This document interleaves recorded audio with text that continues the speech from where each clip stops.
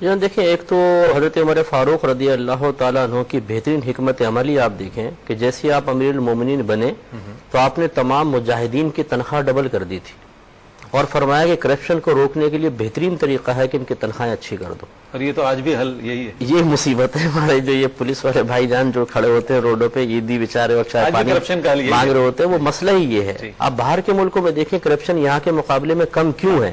ان کی تنخواہیں اچھی ہیں، وہ اپنے امپلائی کی قدر کرتے ہیں. ہمارے یہاں ایسا نہیں ہے. اور وہ جیسے حضرت بھی فرما رہے تھے کہ باہر کے لوگوں نے اسٹڈی کیا عمر فاروق رضی اللہ تعالیٰ عنہ، ان کی کامیاب حکومت کے انہوں نے نکات کو ہم سے زیادہ جانا ہے اور اس کو باقاعدہ عملی طور پہ نافذ کیا.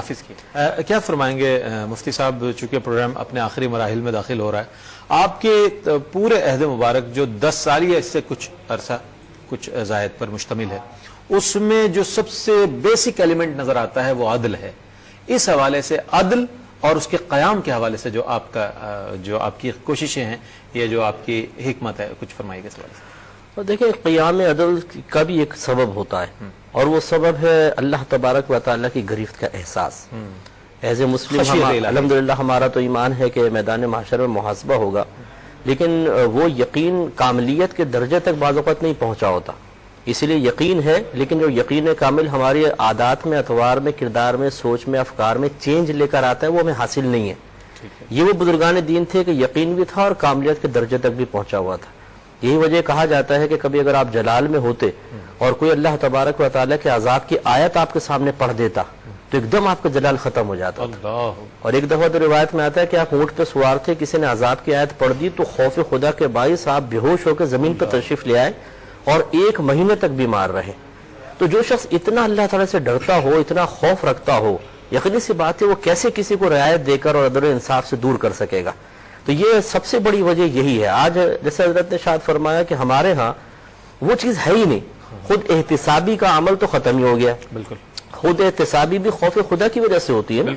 یہی عمر فاروق رضی اللہ تعالیٰ عنہ فرمایا کرتے تھے کہ اے لوگوں، اس سے پہلے کہ میدان معاشر میں تمہارا حساب و کتاب ہو تو دنیا میں اپنا محاسبہ کر لو. اور لوگوں نے خود یہ سنا کہ بعض اوقات رات میں آپ کے حجرے کی طرف سے گزرتے تھے تو آپ ایک کوڑا ہاتھ میں لے کر اپنے آپ کو مار رہے ہوتے تھے. فرما رہے ہوتے تھے کہ عمر بتا تو نے یہ کیوں کہا، تو نے ایسا کیوں کیا.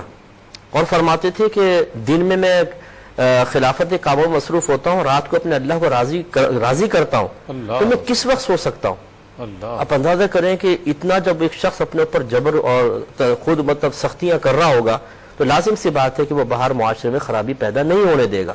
تو یہ سب سے بڑی چیز تھی خوف خدا، جس نے آپ کو عدل و انصاف کی طرف لے کر آئے. اب جیسے حضرت نے اشارہ فرمایا، اس میں تھوڑا سا میں اور اضافہ کرتا ہوں کہ ایک مرتبہ آپ نے سارے گورنر سے کہا اپنے اپنے مال کا، جتنا بھی مال ہے تمہارے پاس مجھے بتاؤ کیا کیا ہے. جب آپ نے دیکھا تو تھوڑا سا زیادہ محسوس ہوا تو آدھا مال بیت المال میں جمع کرنے کا حکم دیا. کیا بات. اور جہاں بھی آپ کسی کا تقرر فرماتے تھے پہلے اثاثے یہاں پر لکھواؤ کہ کتنے اثاثے کے مالک ہو. جیسے ہمارے یہاں اثاثوں کا مطالبہ ہوتا ہے نا آج کل، تو یہ بھیجا نہیں ہے، بالکل صحیح ہے، تاکہ پتہ چلے کہ آگے کون کتنی چالاکیاں کر رہا ہے. تو اتنا جب سخت احتساب ہوگا لازم سی بات ہے کہ پھر آگے ویسے ہی ہوگا. اور آپ بعض اوقات اپنے بازار چلے جاتے تھے اور ایک درہ ہاتھ میں رکھتے تھے اور فرماتے تھے کہ جو بیع کے مسائل نہیں جانتا وہ ہمارے بازار کے قریب بھی نہ آئے. دیکھیں، یہ بھی عدل قائم کرنے کا ایک طریقہ ہے. عدل کا مطلب توازن قائم کرنا ہے نا. اگر آپ جاہل شخص کو بازار میں آنے دیں گے وہ بگاڑ پیدا کر دے گا. تو خود امیر المومنین درہ لے کے کھڑے ہوئے ہیں کہ خبردار کوئی کم علم آدمی، جاہل آدمی آ کے بیع نہ کرے، نظام بگڑ جائے گا. تو اس قسم کی تمام ہم جب چیزیں دیکھتے ہیں. آج آپ دیکھیے، میرے ایک دوست تھے UK میں، جج تھے، تو ان سے ایسے میں گھر گیا تو انہوں نے بتایا کہ ہمارے یہاں یہ قانون ہے کہ اگر آپ کے پاس کوئی کیس آیا، آپ کے ریلیٹیو کا آ گیا، کوئی دوست کا آ گیا، تو آپ کو بتانا پڑے گا کہ یہ میرا دوست ہے، رشتہ دار ہے، یہ کیس میں نہیں سن سکتا ہوں.